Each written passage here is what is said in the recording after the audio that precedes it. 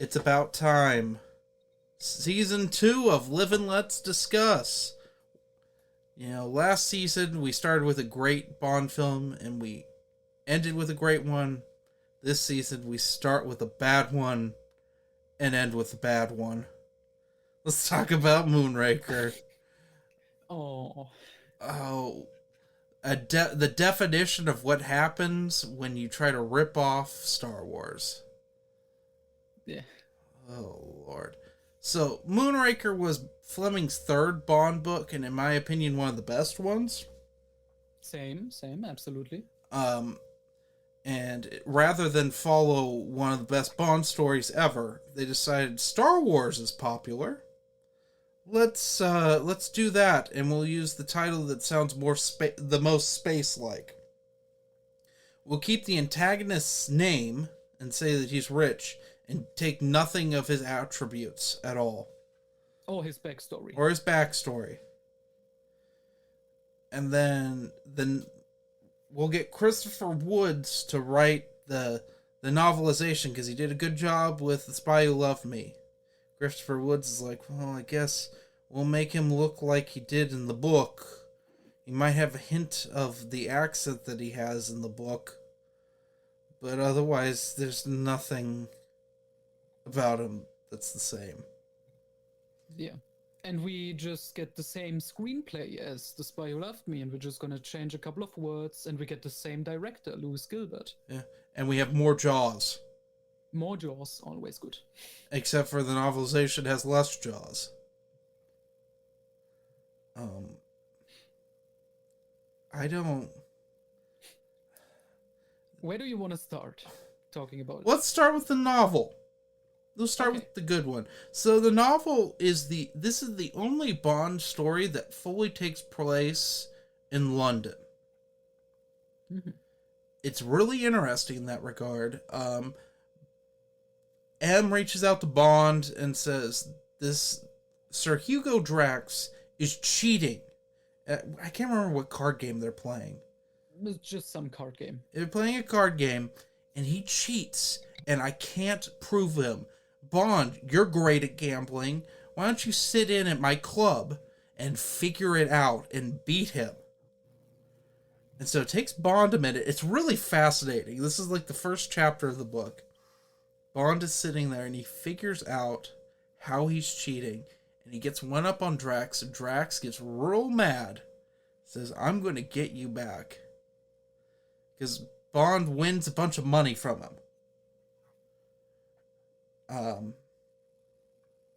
So he doesn't know what Bond does. This is the first time we get Bond doesn't know what to do with money. Which is brought up later in On Her Majesty's Secret Service. Because Bond's always been, like, sort of poor. But in a lot of... He has money. He just doesn't do anything with it. Because that's brought up in some other book. I can't remember what book that's brought up in. Where it's implied that he was orphaned and his parents left him a bunch of money.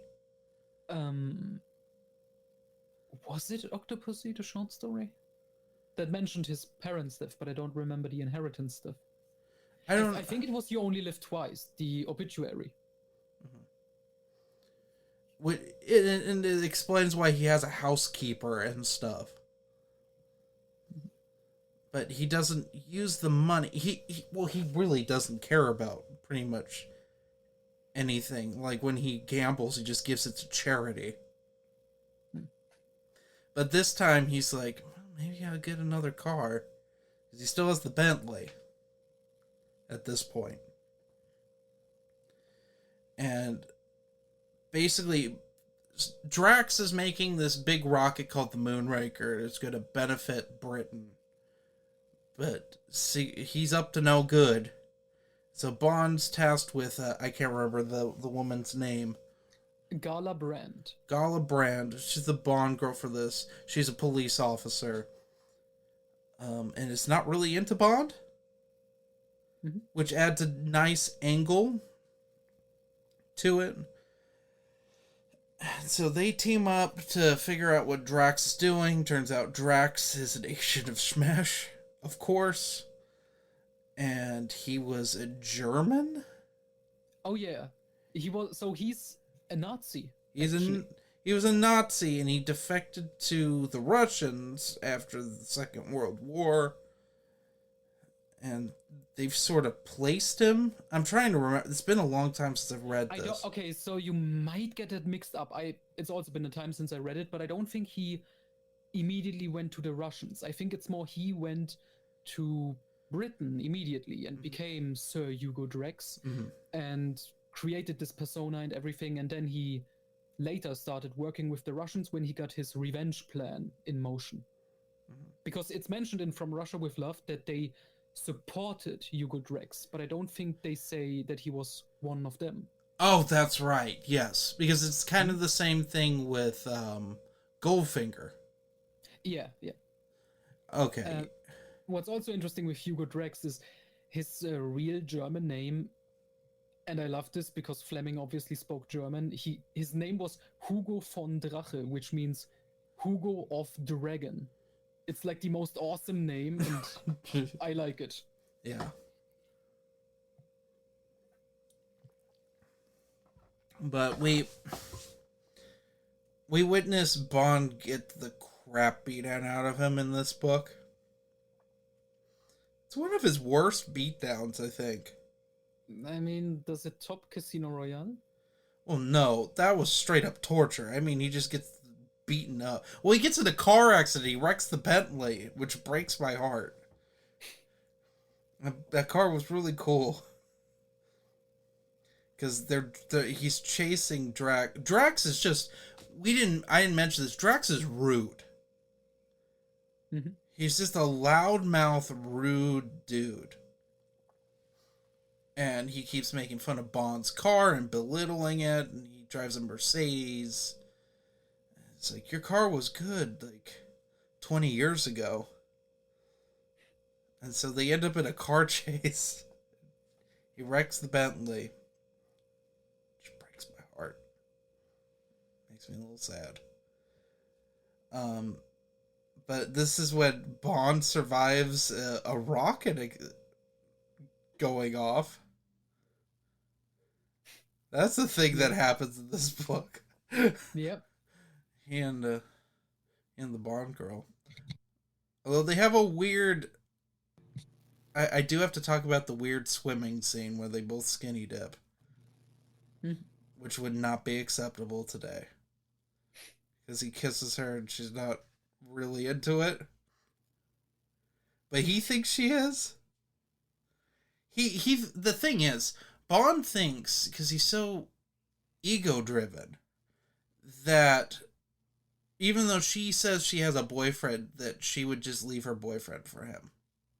I think it's more of a thing that he didn't believe she actually has a boyfriend. I think it was more implied like, oh, that's probably just part of her cover story. But I think it's still ego-driven. Oh yeah, definitely. Because he's still... he's forever changed by what's her face from Casino Royale? Vespa. I mean, even till On Her Majesty's Secret Service. I mean, Spy Who Loved Me said it best, where like there would never be another. He could never just be satisfied with like one, like ever again. And that kind of shows in this, but it backfires on him. And that's something I really liked. Because he tries to go on a date with her, and she shows up with her boyfriend. It's like, no, I thought we were just hanging out. It's like, well, damn. But, like, with all these early Bond fighting smash things, it's really rushed. Kind of funny how we get rid of Drax with the just changing the direction of the Moonraker to hit his brain. Where Bond kills a bunch of civilians. Yep. And M is like, oh, don't worry, we're gonna cover this up. Yep. Well, they were flying the Soviet flag, weren't they not? No, there were also reporters and stuff in the area. Oh yeah, it just annihilates. Bond wipes them out because he defeats the bad guy. Which, to be fair, it's better than having like London destroyed, which is like Drex's ultimate goal. Yes, they kind of detonated in the ocean. Yeah. So at least less casualties. Yeah, it's pretty funny though. But yeah, I really like the Moonraker novel. Now on to the Moonraker film and novelization. Which is entirely different. If you want to see an actual adaptation of Moonraker, the closest you get is Die Another Day, which is sad. Oh God, it is, isn't it? The basic plot is the same. Villain guy apparently dies but comes back with a new identity, has this domination destruction plan. Yeah. That And he was always Colonel explains. Sun. Okay, that explains why the Bond villain in Die Another Day did the narration for Moonraker. Yeah. I didn't put that together. And the Bond girl was supposed to be called Gala Brand, the one played by the blonde. Who was it? Oh yeah, I can't remember her name, but that's interesting. Mm-hmm. That's a bad movie. Yeah, and weird to think it's the best Moonraker adaptation. Unfortunately. But anyway. Because Moonraker itself, the movie we're gonna talk about now. Instead of the Moonraker being a rocket, they're space shuttles. Exactly. Moonraker space shuttles. They're made by Drax Corporation. They're sending one to Britain, and it's taken away. They're flying in the Moonraker shuttle on the back of an airplane, which I don't know if that's a thing that people did. But people were hiding in the Moonraker, and they take the Moonraker, blow up the plane. We get a nice thing in the novelization with one of the pilots talking about his booty call. I like that. I really like that characterization. That felt very Fleming in a way. Yeah, the book does, similar to Spy Who Loved Me, has more of a Fleming feel, but not quite as good as Spy Who Loved Me. No, there's nowhere near as many connections. Yeah, which, I mean, obviously, because Spy Who Loved Me can work as like an actual Fleming continuation, because it's its own new story and characters and stuff. And so you can make more direct connections. Moonraker would have suffered the same as like the License to Kill novel, because you have the same characters, but they are two different characters. Yes. Or maybe not, because the novelization, Hugo Drax, you mentioned, he is described looking just like he did in the original Moonraker by Fleming. And Bond even makes a mention.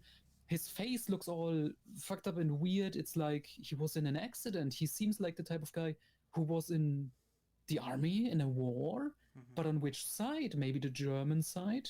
Because he hears a bit of a German accent. Yeah, so little reference to the original Drax, but yeah. Movie Drax is a full-grown Peter Dinklage. Yes! Thank you! Exactly like him. He looks identical. Anyway.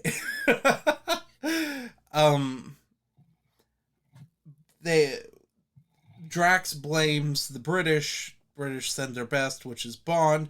And this is one of the tropes I hate about the films. We had this problem with, what was the Diamonds Are Forever? How do people know who James Bond is? He's a secret agent. Yeah, that's kind of wonky in this era where it's like, is he a secret agent or is he like a public figure? Because we also have that in You Only Live Twice as well. So yeah, I don't remember it being that strong here in Moonraker. Well, Drax knows exactly who he is. I mean, that's somewhat more acceptable with like the villains and connections, and they can learn stuff like that, but a bit wonky, but I can accept it here. Yeah. There's enough other stuff to complain about. Oh, yeah. No, that's the least of my complaints. I'm going to talk about a bit of a digression between the novelization and the novel now. We cut to Bond is on a plane heading back, like a private plane, heading back to Britain from a mission. and things go wrong. He ends up in a fight, fighting everyone on the plane. Mm-hmm. Ends up getting out of the plane. The difference is in the movie, Jaws is on the plane. Jaws is not on the plane in the novelization. Mm-hmm. And we have the most obnoxious thing, which is Jaws falls into a circus tent and survives. Because his parachute doesn't deploy. I mean, he's Jaws. Yeah. I will say this: the pre-title sequence I really enjoy because of the stunt work. Yes. Some of the craziest stunt work in any Bond movie ever. I mean, they're literally the stunt people jump out of an airplane. Yeah, and fight in midair. In midair. Granted, you can tell they have parachutes underneath their shirts. Because Yeah, Bond jumps out without not... a parachute. That's I forgot to mention that. Mm-hmm. And in some shots you can see it's clearly not Roger Moore. He looks close enough to stunt guy, but you can also tell he wears like protective transparent goggles. Yeah. But they cut it, well enough. It looks there's a great. few composite shots in this, and that's part of the era. Yeah, just to give you the illusion it's actually the guys. But yeah, so that way you can have Roger Moore interacting in close-ups.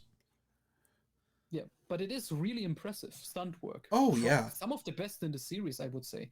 And I think I've heard they had to shoot this like 12 times, which is, makes sense, but it's also nuts. There's so many angles, so yeah. Mm-hmm. And then we have the Moonraker title sequence, which is pretty good. I love this the title sequences of the 70s, where they were not meant to be seen in HD because you have so many nips. Yeah. And then the song, which is Shirley Bassey, I think her last one. It's her last official one, because she did one for Quantum of Solace. Right. That is so much better than what they chose. Basically, all the songs they did for Quantum of Solace were good, except for the one they put in the movie. Mm-hmm. But yeah, the Moonraker song, I'm not the biggest It's fan boring. I like the disco remix in the end credits. Yeah, that was pretty great when I got to the end. That's fun.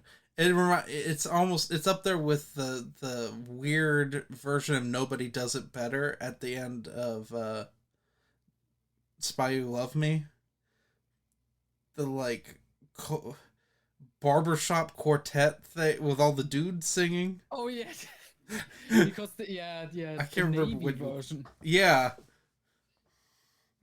But it's just the whole thing with the Spy Who it's a ripoff of Spy Who Loved Me. Yeah, it's the same plot, and I think it's because it's rushed, because Star Wars came out same year as Spy Who Loved Me. It was a big hit, and then they changed their plans, because Spy Who Loved Me says James Bond will return in For Your Eyes Only, a more grounded spy adventure. Yeah. But then they said, but Star Wars is big, we gotta cash in, so we gotta make Moonraker. We gotta make a bigger version. It's part Moonraker, it's part Thunderball. Yeah. And part You Only Live Twice. It's all those big battle things, which don't really work in a Bond movie. But I would say, I always got the comparison. It's all Lewis Gilbert. Because he did You Only Live Twice, Spy Who Loved Me, and Moonraker, and they are all the same film, essentially. It's so frustrating. It's so frustrating, because he only made one that was good. Yeah, Spy Who Loved Me. Yeah. You Only Live Twice has its charm and moments. Yeah, it has moments. Moonraker has moments. Yeah. It's not the worst Bond movie. I was shocked at how much I actually enjoyed it. Oh, it's definitely not. It's something you can say for it, which you can't say for stuff like the Craig era, definitely. It knows what it is, and it just tries to be fun. Yes, and it is dumb, but it's not as dumb as some of the Moore movies are. It's not A View to a Kill. Yeah, it's not Die Another Day. No. I would still prefer this over Die Another Day any day. Oh, yeah, definitely. Because something I noticed rewatching it, the first, only the last half hour goes completely apeshit. Yes. He actually goes to space in the third act. But everything before that is just, that's a normal Bond adventure. He Yeah, gets the there's a mission, he lot of investigates the bad guy, he goes to different places, meets the Bond girl. That's solid stuff with some goofy jokes thrown in, but that's solid. yeah. Honestly, I don't want to go. Should we just go plot point the plot point on this? Sure. Yeah. So Bond makes back. He gets assigned the mission. He ends up going out to California. Every time they California, which even I notice, yeah, sure. It's definitely California, you can tell, because it looks so French. yeah, yeah, Which I think the reason for is it was they shot cheaper. in France. What? It was cheaper. Yeah. This is why.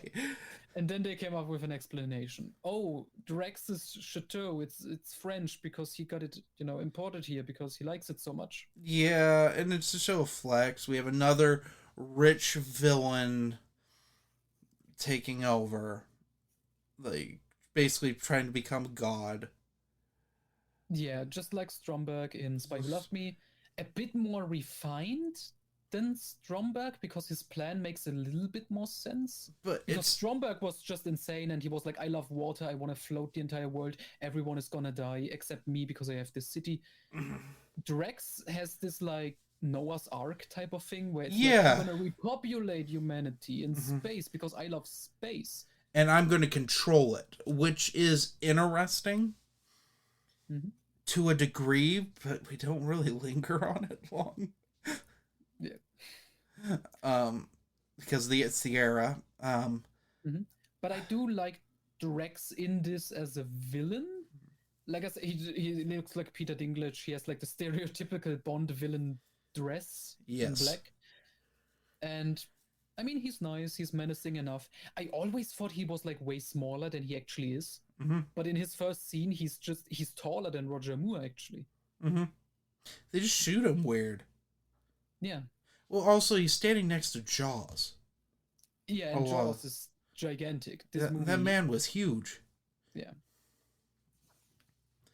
Gosh, it's so weird to talk about this one. It's just a bizarre conundrum. Oh, yeah, okay. Let's jump ahead a little bit. Bond teams up with this one girl who works for Drex to get some secret information. Yes. And then we get the scene, the villains, the typical scene where the villain murders one of Bond's friends or associates. Well, let's go back to when they try to kill Bond. Oh, yeah, okay. Let's talk about that, because we meet Dr. Goodhead, so we have another woman who has a sexual name for a joke. Yeah, the best one. Yeah, it's better than just being called Pussy. They didn't try an octopussy. They didn't try. They already had that one. They just didn't feel like it. But she's of course CIA. We don't know that yet. It's nice to have a CIA agent that isn't Felix. But yeah, Felix, by the way, just mention it now. He's gone until Living Daylights, I think. Yes, he is gone. It's unfortunate. Yep. When we get the worst Felix. Oh god, yep.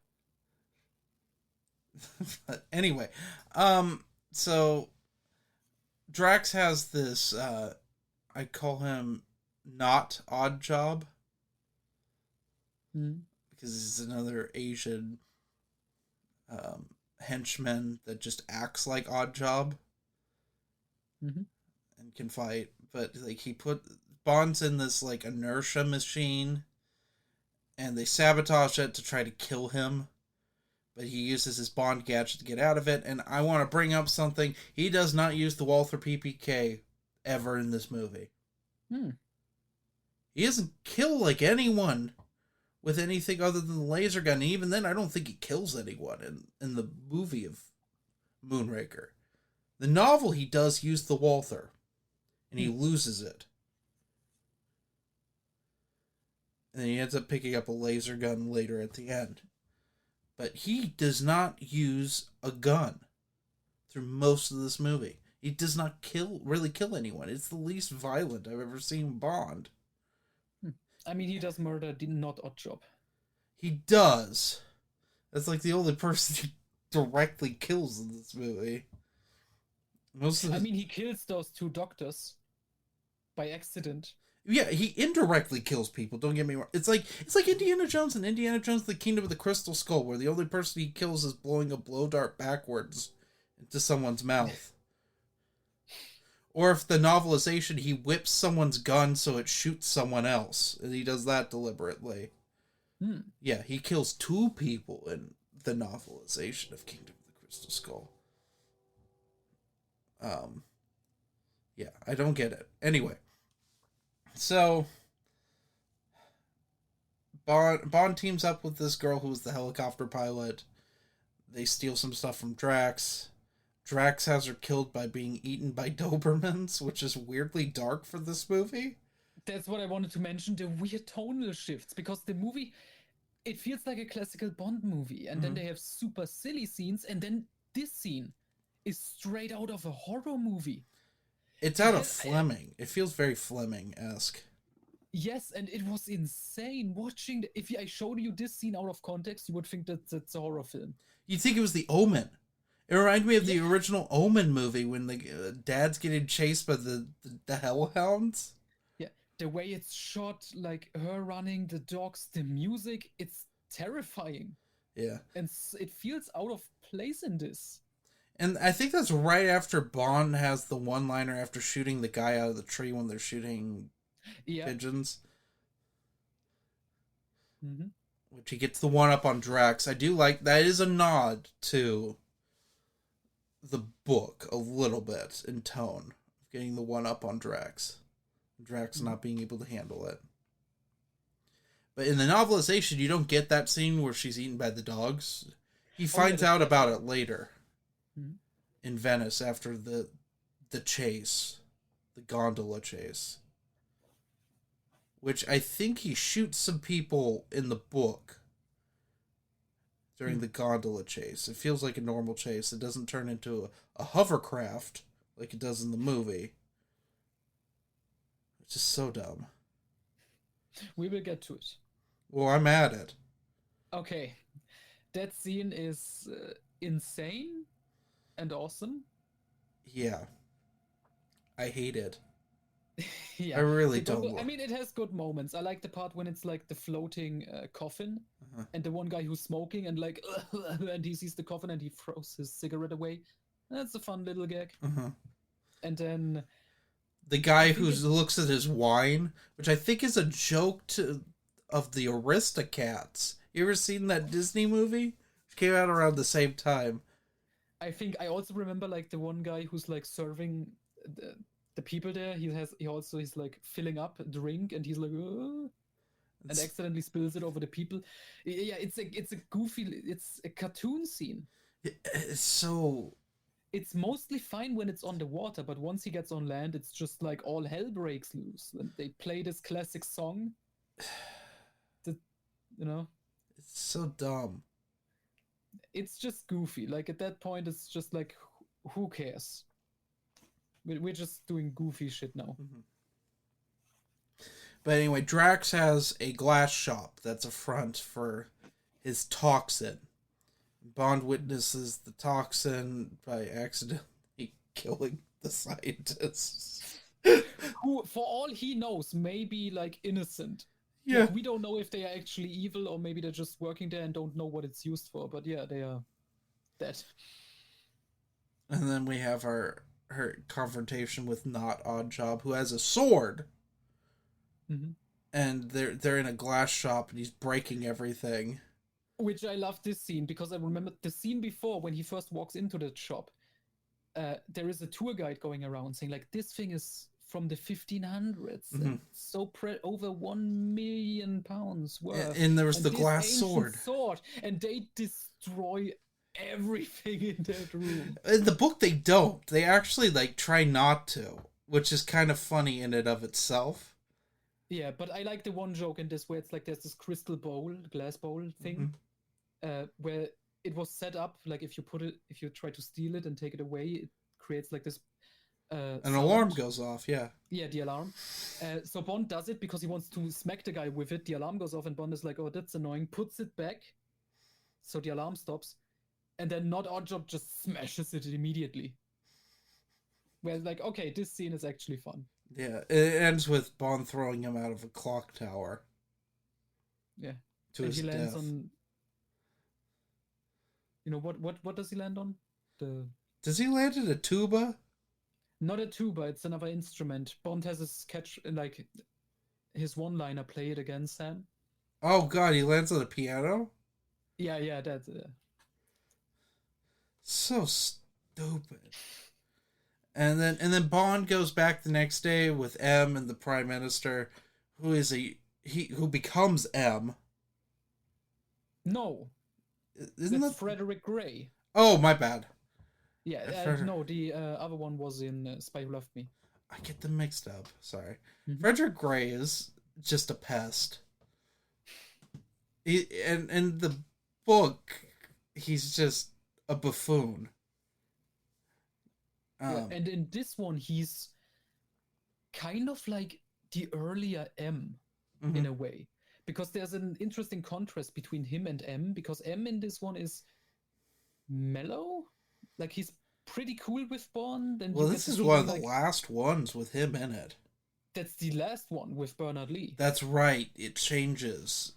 I couldn't remember if it changed in For Your Eyes Only or Octopussy.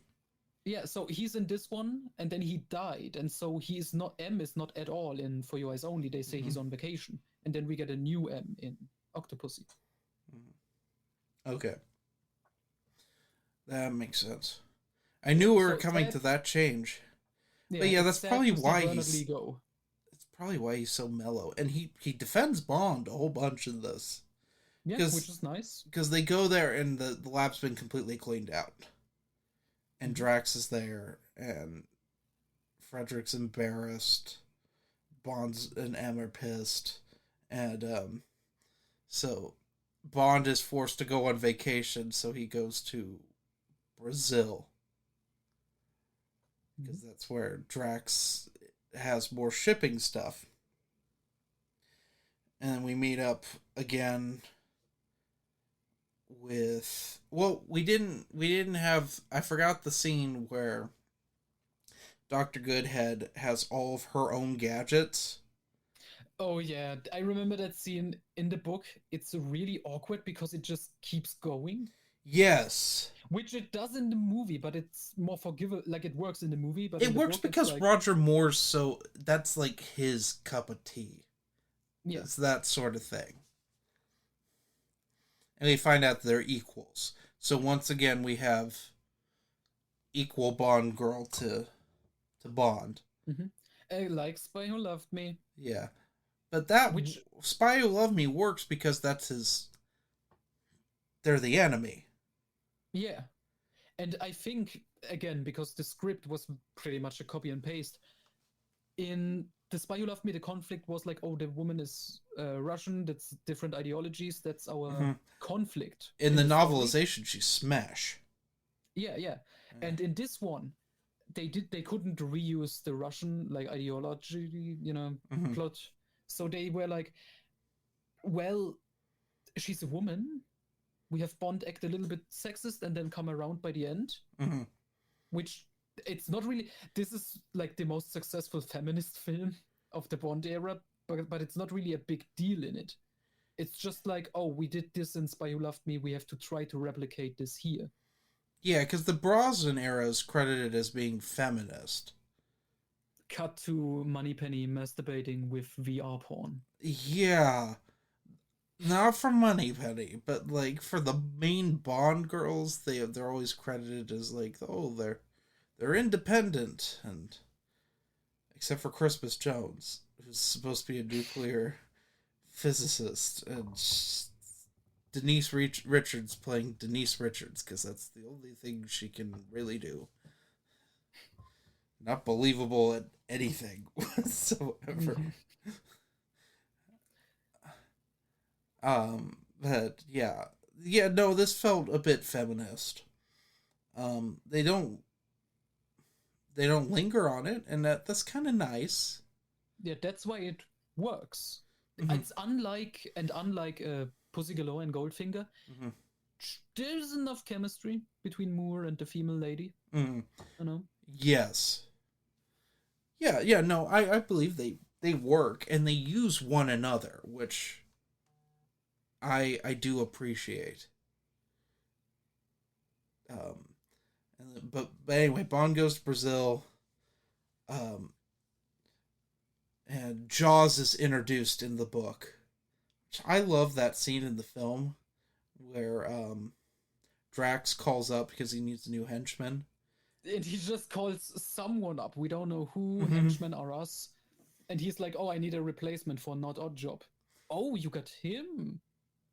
So I guess Jaws is pretty famous in the business. Yeah, like he's top of the line, and he goes through the airport terminal, and sets off the metal detector, and he smiles. That's a great scene. I like that, and that's how they introduce him in the novelization, and I think that's better than the whole introduction.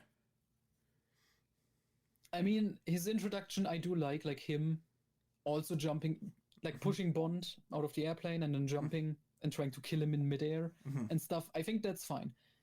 And then it goes comedic when he crashes into the circus, but oh well. Yeah, I don't know. Anyway, we have another female who I guess comes with the hotel, and then she's nearly eaten by Jaws.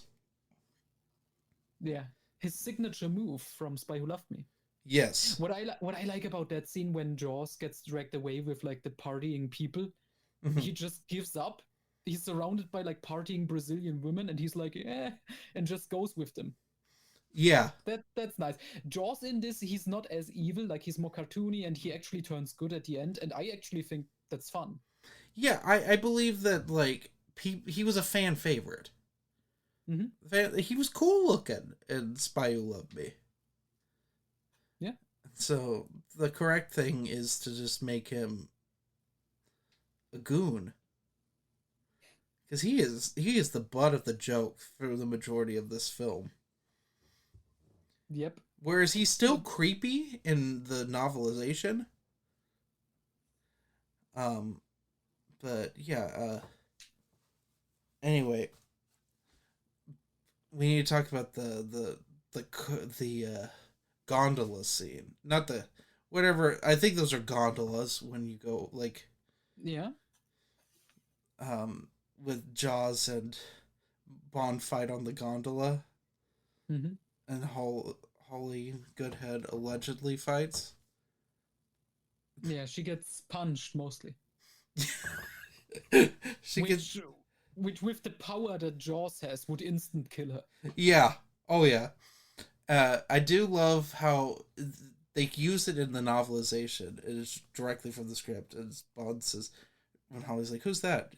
And Bond says, "That's Jaws. He kills people." So Jaws sets up this elaborate thing to get Bond and Goodhead's gondola stuck in the middle of a ravine, and he takes another one up, and then they fight, and then their gondola they end up in a gondola chase. Well, Bond ends up using like some sort of gadget to get them out of it, and they end up falling, and they both would have died in real life, or at least been paralyzed. But they're okay. They're okay. Yeah, and Jaws crashes through the control booth. Yeah, and that's when he meets his like a giant thing, and that's when we meet his love interest. Yes, Jaws gets a love interest, who we know is weird because she has glasses. And that's something interesting with the movie. Most people think she has like, what do you call braces? Braces. Yeah, I thought she had braces. No, she doesn't. It's like a collective Mandela effect, because that's the obvious joke you make when they first meet, and Jaws is smiling and obviously has his metal teeth, and then she smiles and you think, oh, she gotta have braces. That's the joke. But no. No, she just has glasses and dresses like the Wendy's girl, but blonde. Yeah. And yeah, it's fine. Which she's not. She's barely in the novelization, Mhm. like at all. But anyway, so Bond and Holly get thrown in the back of an ambulance that they're going to be disposed of, I guess. In the book, Mhm. the dude in the back is like a sadist. He's going to like torture them with a scalpel. But in the movie, Holly like seduces him and then Bond fights him while still attached to the gondola. Bond also tries to seduce him in that scene, but yeah. Yeah. Oh, that's true. That's. But take that, Skyfall. He did it before. Yeah. But I love how Roger Moore gets out of it. Like, what is like he's handcuffed basically to the thing. Yeah, he But just then moves a but bar. there's some open thing in the bar where he just can. Yeah. Is that a real thing, or No, because it looked so weird? it's not a real thing, and that's how he gets. I can't remember how he gets out in the novel. No, he's still attached, and he goes flying out. Because he like fights the guy half attached to the stretcher. Okay, then that's different in the film because the guy then lands on the thing and gets thrown out, and he rolls down a hill and crashes into this sign. Yeah, I hate that. Because Bond falls out too. Yeah, but he's fine. Yeah. And oh my god, that was my biggest laugh actually, because that scene happens. Holly has just been kidnapped. Bond is out. This one henchman is taken care of.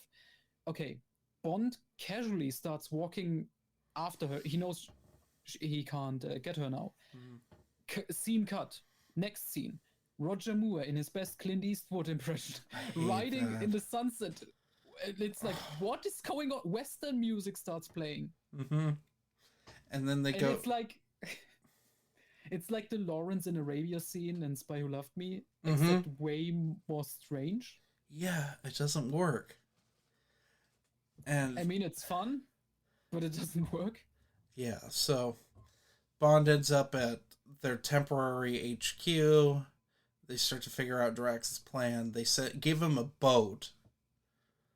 They also show the space guns that Q built. Oh yeah. And then Bond goes into like the Amazon, I guess. Mm-hmm. And he's out there for days in the book. In the movie, it looks like he went for a casual boat ride, and then he gets chased.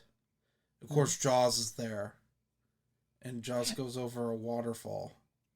Yeah, because he rips out the control wheel. But yeah, in that scene, what I noticed, what I really enjoy, they play the original James Bond theme. Yes. Which was used in Dr. No and From Russia with Love. Mm-hmm. And I think that's the last time we hear it.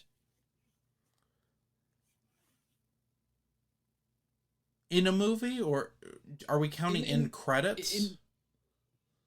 Is it in credits? It's in the credits of Casino Royale.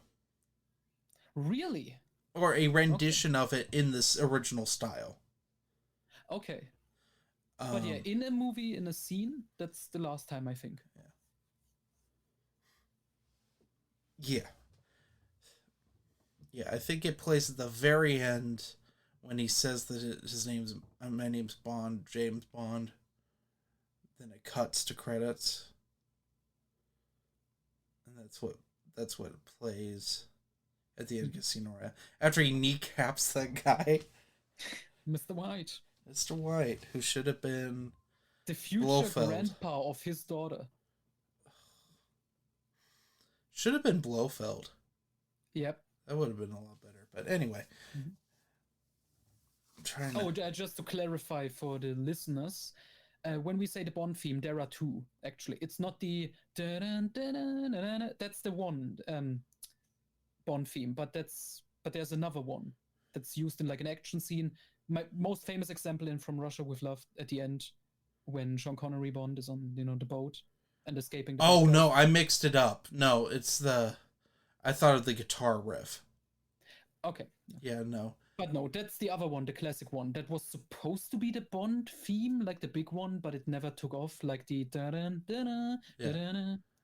You're thinking the dun dun dun dun dun, that one. Exactly. Yeah, I always think of the very end. Well, the climax of Diamonds Are Forever, when the oil rig's falling apart and Tiffany Case shoots the machine gun and falls off the side.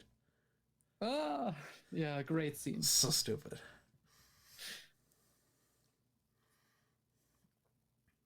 Yeah. But Bond ends up fighting the snake. Well, first of all, he follows an attractive woman. Yeah, which that I found interesting because we kept seeing attractive ladies everywhere, Mm-hmm. and that's connected to Drax's program with like getting the perfect specimen. Oh yeah. Because they all work for him and they lure Bond into a trap. What I do like, there is like this nice set.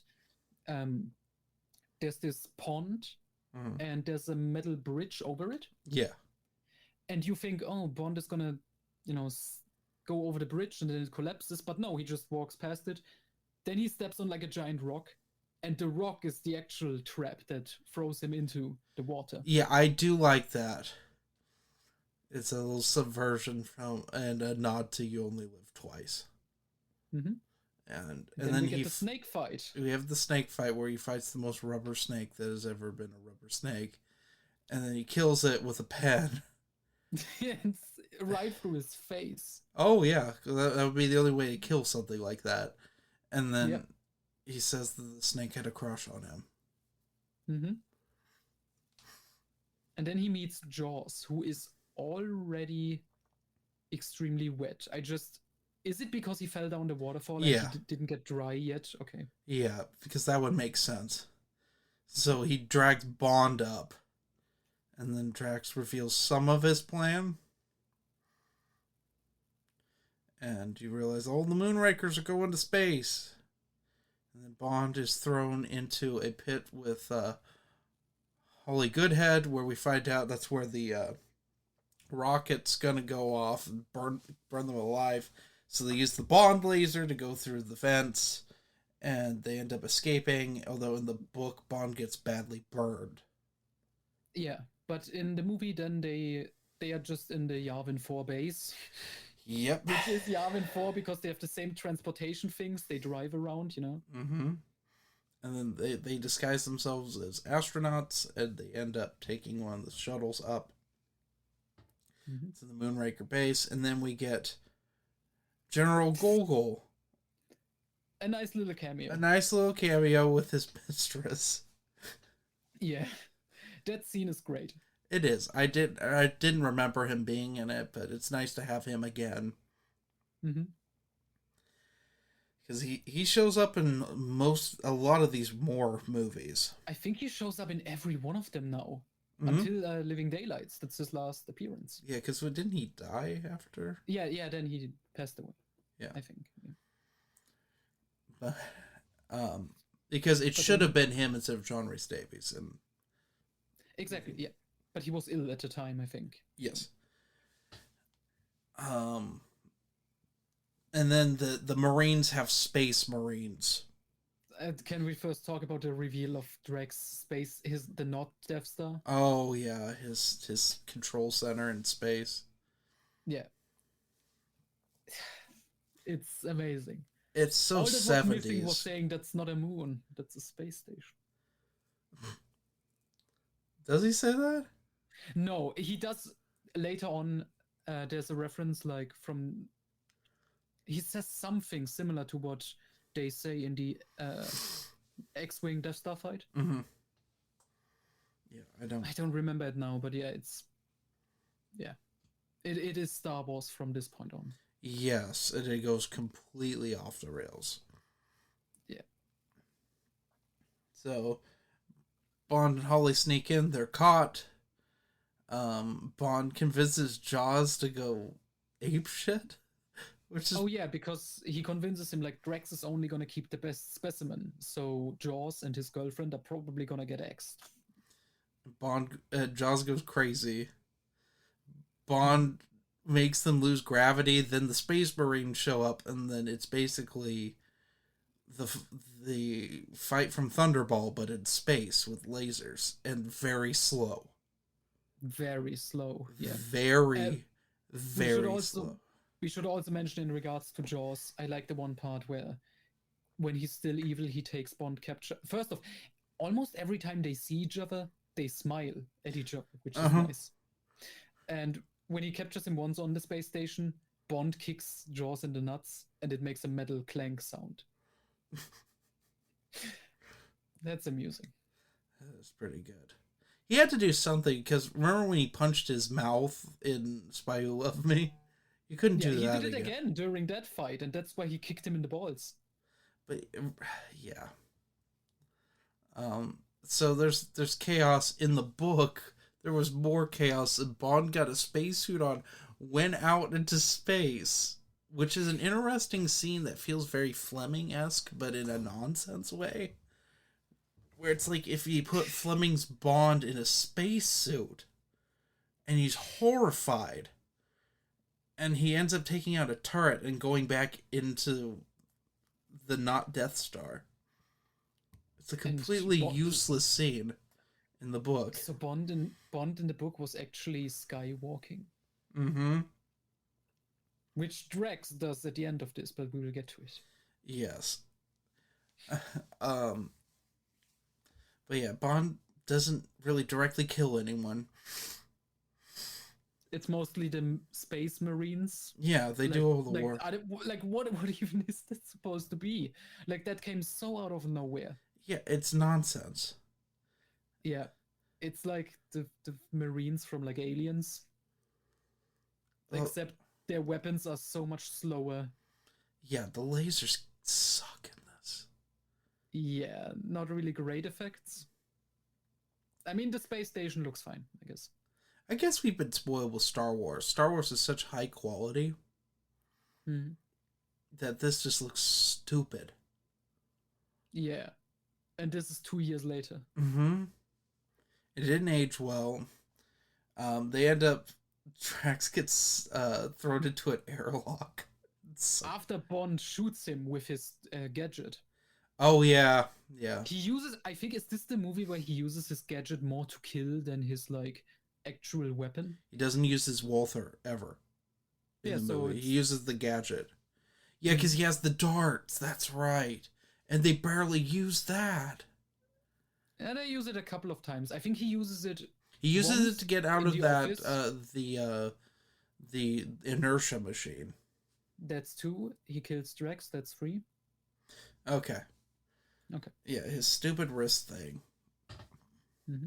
We didn't even talk about his Spider-Man web shooter. Yeah, we didn't even talk about his mini camera that says 007 on it. Self-branding. It's important. I hate it. That's always made me mad. Even when I was a kid and saw that, I'm like, that's so dumb.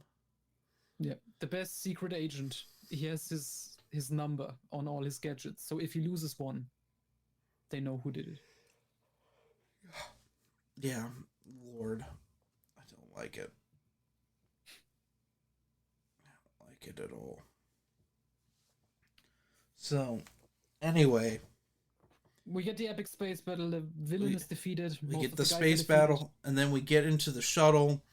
Although, Jaws and his lady don't make it off of there. They stay on and drink champagne. They drink. We get Jaws talking. Which in the Spy Who Loved Me novelization, he doesn't have vocal cords, so that was real funny. Yeah. But I do like the joke when he starts talking, well, here's to us, and he's just like this normal British voice. Yeah. It's just lower. It's a deeper voice, but yeah. And they drink champagne, and then Bond's like, if anyone can survive that, that's him. Yeah. Oh, and later on, at the very end, the guys in the control room on Earth say, oh, we just got note from a giant man and a very tiny woman. They are fine. So, yeah. Don't worry, they survive. Well, because Jaws shows up in one of the Pierce Brosnan video games. I think it's Nightfire. He shows up and you fight Jaws. And he talks in that. Is it canon? Do they mention Moonraker? Why would he turn bad again? I don't know. those Pierce Brosnan ones, it was like they wanted another Pierce Brosnan Bond movie, but he wouldn't do that. But he would go and he would act for the games Hmm. because he did Nightfire, and there was another one, Everything or Nothing. Everything or Nothing, yeah, which had the song that was actually a hit, which is a terrible mid-2000s pop song. Hmm. But yeah, I think it's Nightfire that Josh shows up. Because Pierce Brosnan didn't voice Bond every time because Agent Under Fire is like a weird amalgamation of every Bond face, every movie Bond face at that time put together. But he acts more goofy than Roger Moore. Like, have you ever played Agent Under Fire? I've seen parts of it. It's my favorite of them. Hmm. It's one of the better ones. I just like the first person Bond games the most. And that one's first person. Wasn't that the one where the bad guy looks like Steve Jobs? Yes, I think so. And Bond's like, there's twins that walk by and they're like, I hope you enjoy the view. And he's like, I already am. And I'm like, isn't that in Moonraker? That's also a joke in here. I think that is, yeah. Yeah. But anyway, we're missing the space shuttle chasing the 3 probes that escaped the space station that are going to poison the planet. Mm-hmm. Which they have when it turns into the Death Star destruction scene when Bond is in his X-wing. But boringer and repetitive. Yeah. And he destroys all 3, and then they go around the world and have Bone. And we get Q's famous line when because for some reason we gotta thank Bond, and again it's the comedic ending. They turn into Bond with the camera and he's having sex. And Zero G, and they're like, what is he doing? And Q has his famous line, I think he's attempting re-entry, sir. And then she's like, take me around the world one more time, James. Yeah. And somehow they land the ship, I guess. Yeah. This is the Bond movie that ends in outer space. Which, by the way, I watched the credits. It says filmed on location in California, France, and in outer space. Which that's a famous Cubby Broccoli quote.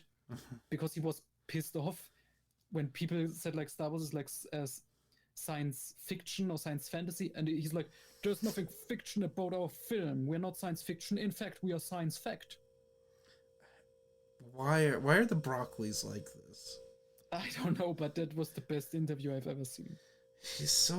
They were all weird. Yeah, but at least Cubby, he was like his madness was genius sometimes. Yes, his daughter or granddaughter. Daughter.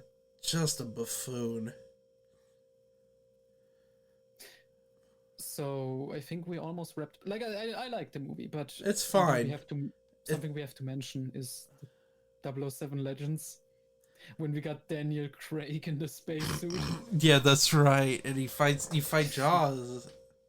Yeah, and we see Daniel Craig in the Moonraker level, updated to look a little bit more modern. So all you Daniel Craig fans out there, don't worry, he went to space as well. Yep.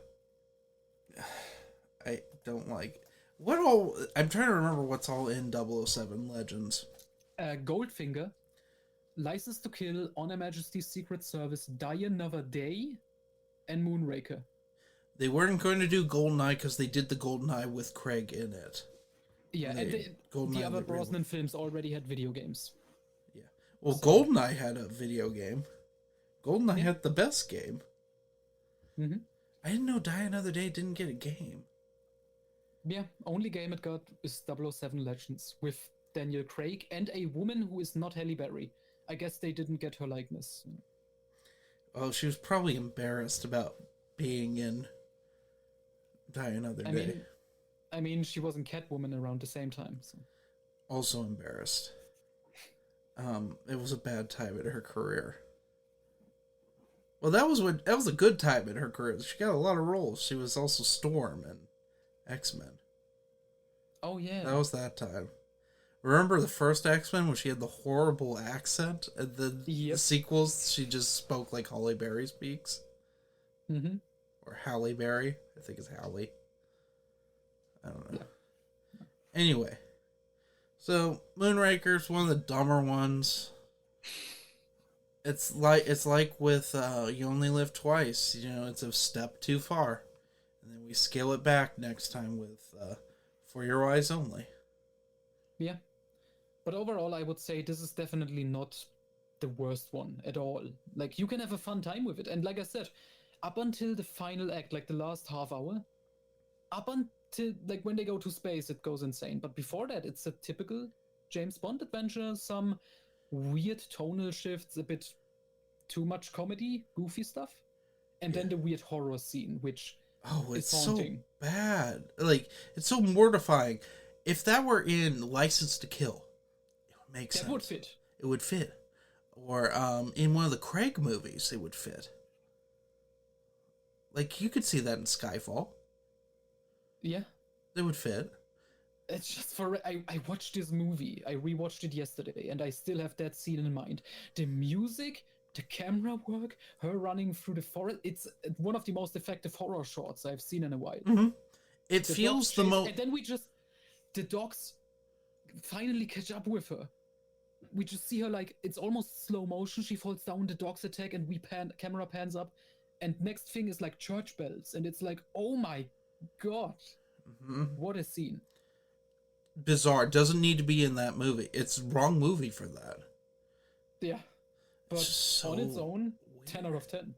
Yeah. Oh yeah. It's one of the better seats in the movie. But it's in rewatching this. It's not the worst Bond film. I used to It's rank not this even as the the. worst Brosnan one, Moore one. I'm all on Die Another Day now. No, you're fine. I used to rank this as the third worst Bond movie. Hmm. I can't say that anymore since we started the show.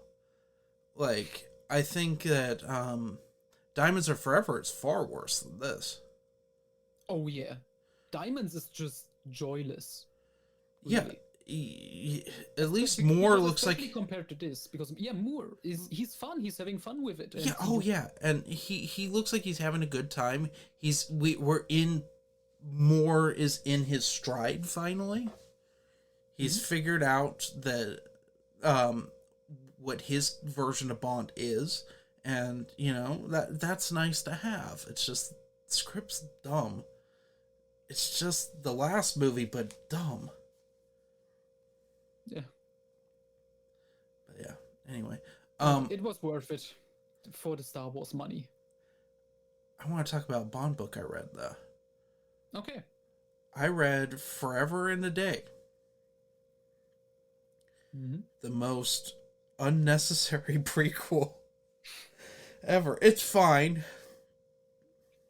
but it's your prequel to Casino Royale. It's really weird to read Bond, like it's 50s Bond, but not written by Fleming. Sometimes it really works, but sometimes it doesn't. The Bond villain's weird. I didn't really get his motivation for. You've read this one, right? Yeah, yeah, I've read all three of the Horowitz books. Mm-hmm. This is the only one of his I've read. Mm. Um, I don't know. I think we'll do an entire episode on this for like season 4. We'll talk about his stuff because it's worth mentioning. I think in a lot of ways it's a solid book. It's a fast-paced read. It feels a lot like Fleming. It's not as good as the Kingsley Ames book Yeah, but it's definitely better than the Gardner run. or Benson. Yeah, I mean, we haven't only read one short story by him, but yeah. Well, I'm about to read Tomorrow Never Dies. Oh, okay. Because we're doing that for paper Oh, movies. yeah. I was gonna join for that episode, I think. Yeah, we're gonna do a double recording on that. Inside Baseball this season, we're recording 2 of them at a time, so we'll probably just let you know when we start the second one. Because we're also recording Spider-Man 2 that same day. Okay. Okay, just let me know when I have to read the book. For sure. I've only 10 pages into Spider-Man 2, so you're fine. All right. Since we are wrapping it up with Bond books, Yeah. I recently read Broken Claw. Oh, by John yeah. Gardner. Was that in the good Gardner or the bad Gardner? That was a good Gardner, a pretty good one. It's his best villain. Broken Claw Lee is his best character. It's kind of like his version of the Goldfinger novel. Different enough, but it is fun. Good. It is pretty decent. It has weird stuff in it. Some of the obviously still problems, but one of the solid ones. And again, it falls into the pattern of Gardner, which is good, bad, good, bad, good, bad. So this one was good. Next one is probably going to be bad again. What's that one? Is that the man from Barbosa? Yes. Barbarossa or whatever? Yes, which I think Gardner said is his personal favorite. So we shall see. Okay. But yeah, if the pattern remains, it's going to be bad. Okay. But anyway, I think that wraps it up. Join us next time as we tackle For Your Eyes Only. All right. Anyway, have a good one. Goodbye.